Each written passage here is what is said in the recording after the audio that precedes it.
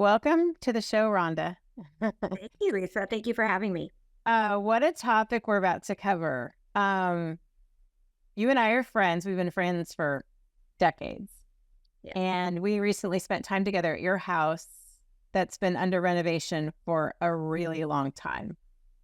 And I asked you to come on the show because I think that people can learn from your experience and the absolute disaster you've been dealing with since this renovation started. So thanks for being here, being willing to talk about it. And I think that people can really relate to your story, anyone who's been through a renovation, let alone the one you've been going through.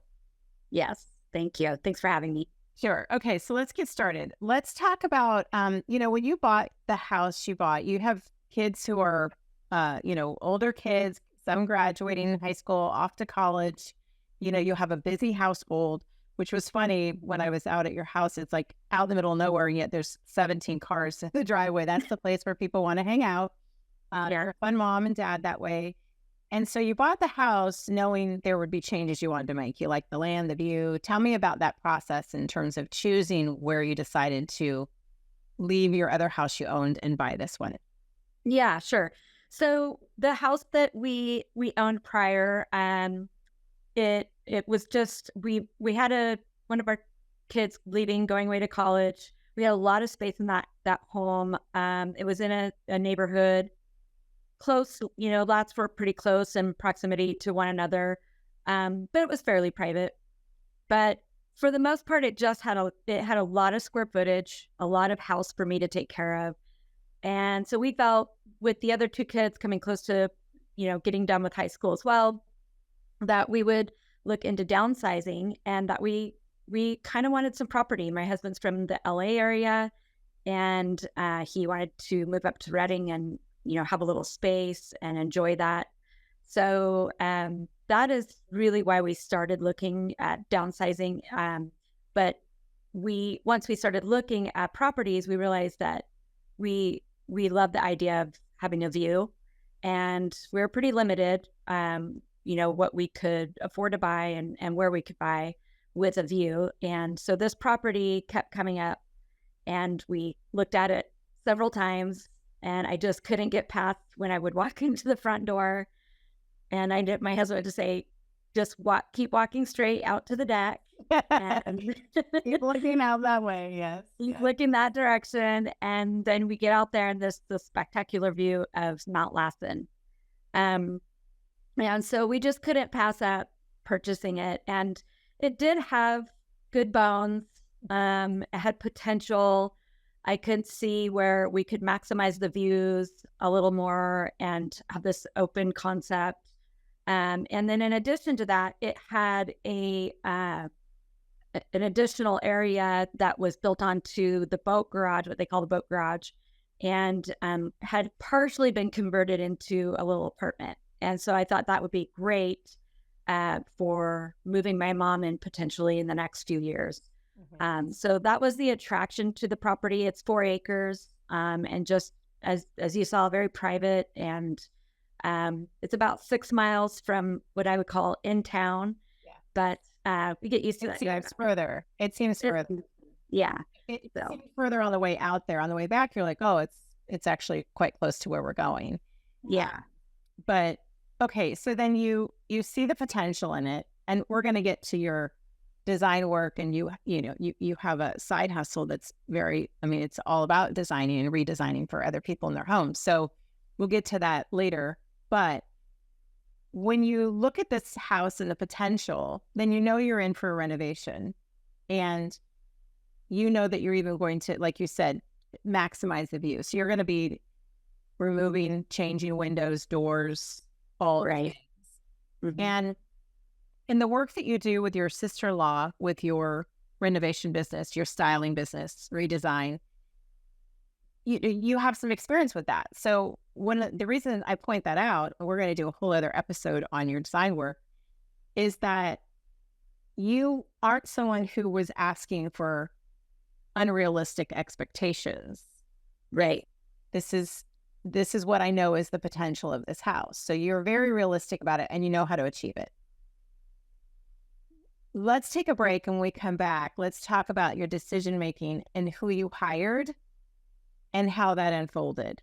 Because you've been sending me videos and pictures for like a year now Yes. of what you guys have endured since deciding on this renovation. So Yeah. let's talk about that when we come back, and we'll be showing the audience the nightmare that has unfolded for you. But there's a good ending to this story. So that's why you're here. So we can tell people how to avoid these mistakes, but also let them know that it all turned out okay. We'll be back. Yeah.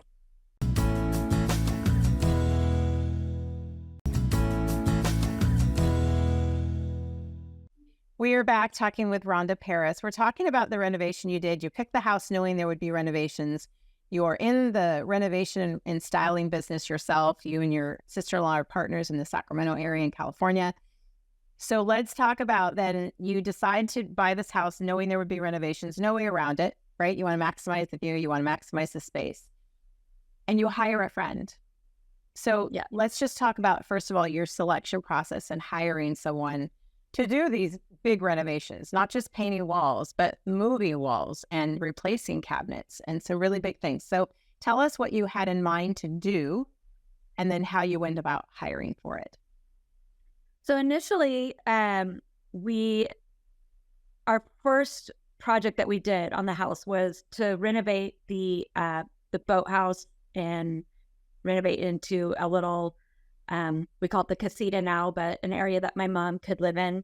Um, that that came before we were able to make any decisions on the main house. My mom decided to move in a little bit earlier than we had anticipated. So the the renovation on that was a little different because I was working with my mom on her preferences, and she was part of the contractor interview process. Um, and one of her best friends has a son, um, who I was very aware. I went to high school with him, aware of his work, and he did a couple of my mom's friends' homes, and they turned out beautiful, did a good job. And so my mom really wanted to give him an opportunity just because she felt comfortable with him. Um, and this is something that we can also address later, and sometimes the don't do's, but she felt like knowing somebody personal would be make it more comfortable for her to explain things that she wanted, done in the way that she wanted them done, and she wouldn't hold back. So that is really how we started with this particular contractor. He did go into our guest house and made the changes, the updates. They did a great job. He had a team of about 3 guys, and they were fairly quick. And so we were happy. We were happy with what he did. And so now we're going to move towards my project. My mom, unfortunately, only was able to live in that house for about 6 months, and she unexpectedly passed away. And her and I, during the time that she lived there, spent a lot of time out on our deck. And we dreamed up these crazy drawings of what the interior of my house would look like. And my mom had an appreciation for our interior design as well.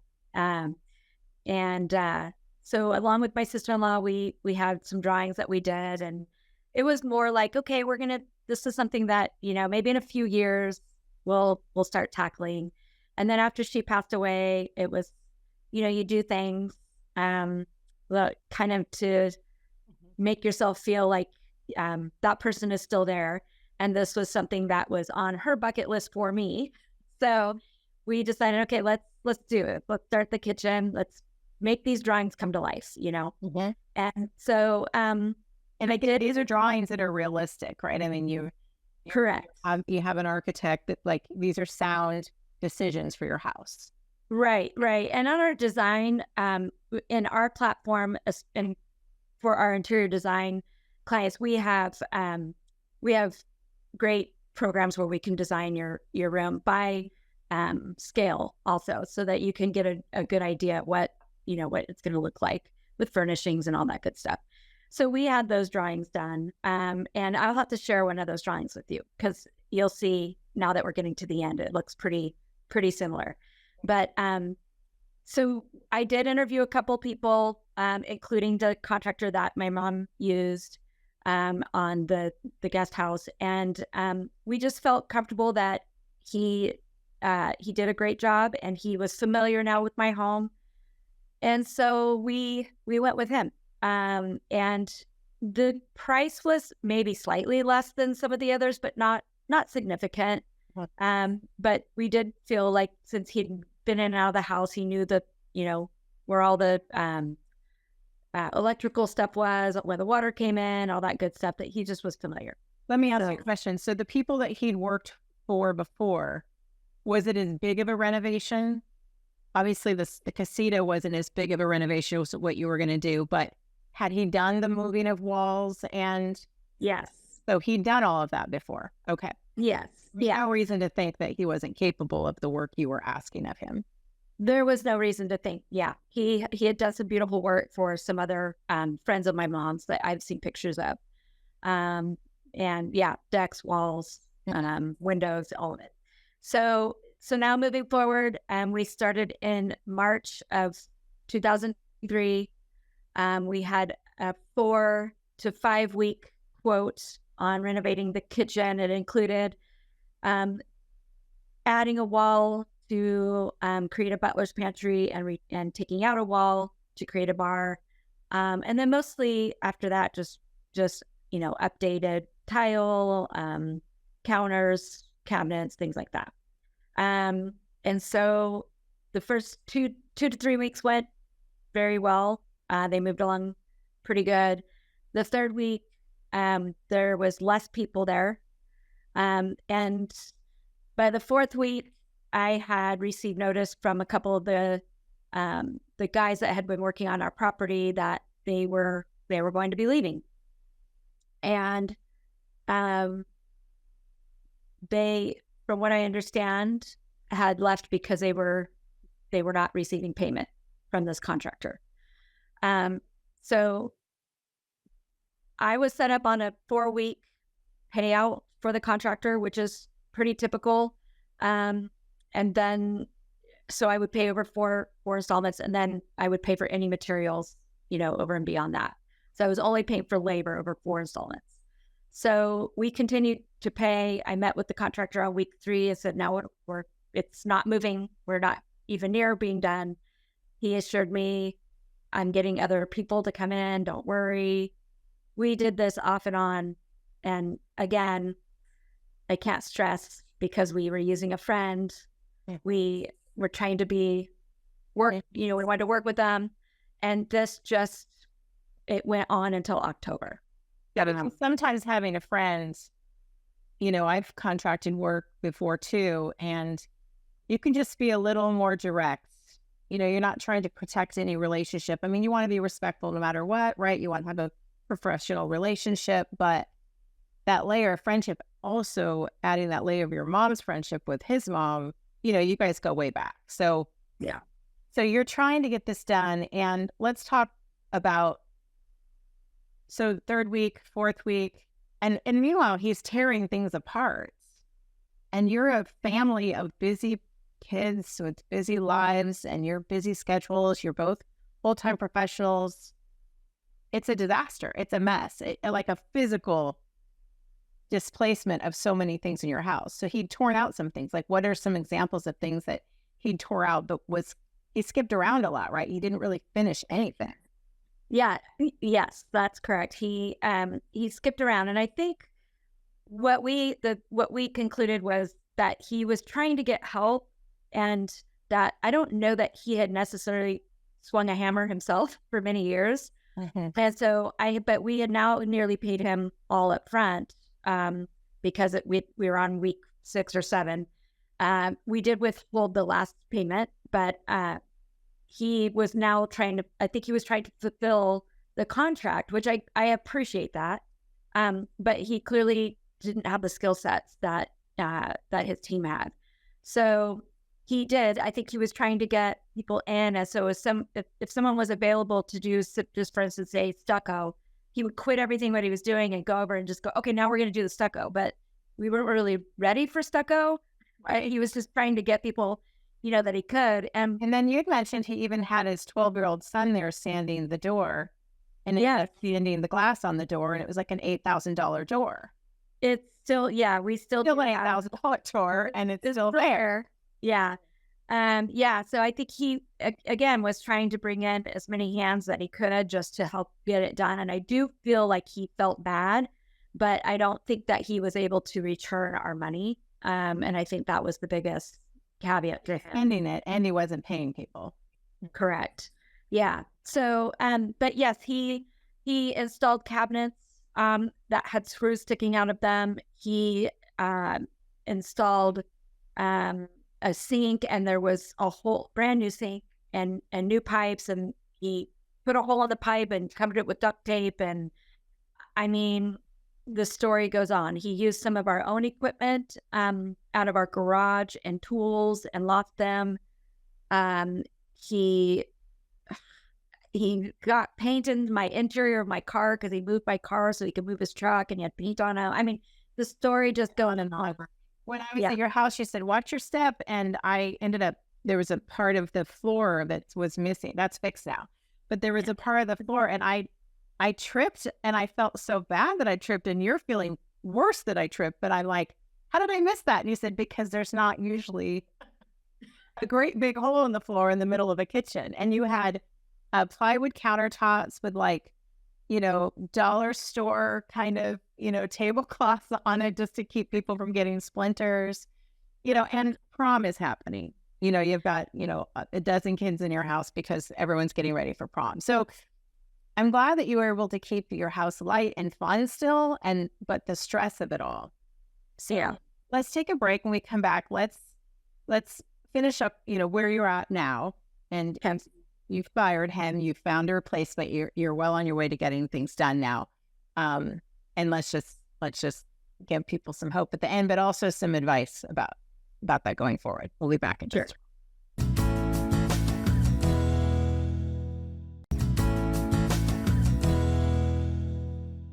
We are back finishing up with you, Rhonda. One of the things that you were talking about is that you hired a friend of the family, and that made it harder to communicate. So I know people who do high-end building and high-end renovations, and they end up working with friends because they become friends maybe through the process, and they do multiple jobs for them over their lifetime. So we're not saying don't work with friends. We're saying if it goes south, you got to be able to communicate in a way that sets that friendship aside, and it was really just business to business. It's a professional relationship. Right. I think that's where we failed is we kept giving mulligans. We kept saying, okay, let's just push the date back. It's okay. And I think where he failed was he was trying to do a job that was unrealistic for him to finish, and he didn't communicate that with us because he was afraid to. So yeah, you're right. And I think that's one of the things that, you could leave this with is that one of the questions you ask when you're doing an interview for a contractor, and whether it's a friend or not, is do they respect you? Do they respect the requests that you have, your timelines? Are they able to accommodate the type of communication that you want to have? And, it's all very important as we've learned. So, And in looking back, do you think that the 4 to 5 week contract was realistic? Would it have been with the team he had in place if he'd been paying them? yes. Yeah. So 4 to 5 weeks was realistic for the scope of the job. Had he had 3 people on that whole time, we probably would have been done in 4. They were moving pretty fast. It really was just a circumstance that was unfortunate for him. But again, lack of communication is really what, that's why we're where we are today, because we just didn't talk. And there was a lot of dishonesty too. I mean, you found out that he was selling some of the things that you'd already bought. And, Correct. and then there's damage to the doors and things that were being installed. So now you have to decide, okay, do we buy new doors? How do we go about that? You still have the damaged $8,000 big picturesque window door situation. So let's talk about where you are now. We have a couple of minutes. So I want people to know that your kitchen's almost done. Almost done. The floor was fixed, so no more hazards in the middle of the kitchen for passersby. So where are you at now? So, October, we went separate ways with that contractor, and we did file a claim against his license because we did find some very unsafe situations and didn't want anybody else to experience that, which is easy to do. You just go to your state licensing board. And then we also have a claim with his bond. Most contractors carry a bond up to a certain dollar amount. He unfortunately doesn't have insurance beyond the bond, but you can still file a claim against their bond. We have not been successful in closing any of that yet, but we are in the process. And so we did hire uh, a couple different contractors, cabinet contractor being first, which is really what is had that is what makes the big change in our kitchen for us to be able to function. And now we have somebody fabricating the stone and painting and all that good stuff. So we're on our way. I feel like we're probably 2 weeks from being completed. So yeah, excited. So now, this might be a big question with only just a minute left, but would you recommend people hire a general to oversee everything, or would you now you're kind of piecing out the contractors, the subcontractors yourself? Which would you recommend? Yeah, I don't recommend doing. General, right? Yeah, I don't recommend doing it on your own. There's really a lot of things that need to come before other things that you don't realize. And even being an interior designer, I've had to back up a couple times. So I do recommend working with a contractor and just letting him handle all the communication between everybody else who's got all their hands in the pot. It just makes it easier on you. It's worth it. Then they're taking responsibility also for items that may have been placed that were placed before they should have been, and that costs more money to undo things. So I do recommend that. It is normal for them to spread it out over 4 to 5 weeks, depending on the scope of the job, 10 weeks if it's a bigger job. And usually it's 10 to 15% up front for a deposit before they start work. And then they usually spread the remainder over that, amount of weeks that they estimated your job for. And then at the end, I always say leave about 10% for that punch list where you do that last walkthrough with them, making sure everything is exactly the way you want it. But yeah, definitely work with a professional, check that they have their license, check that it's, if there's any claims against their license, you can check on your local state website, and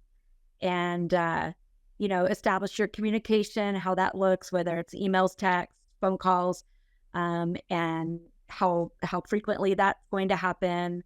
Mondays, what are you doing this week? All that good stuff. Yeah. Have a timeline. Yeah. Well, I appreciate you sharing all of this. I know it's been a nightmare for you. I'm so glad to know that it's all getting taken care of. And when you come back next week, we're going to share your lovely design work with your business, Sugar and Spice Interior Design out of Sacramento, Granite Bay.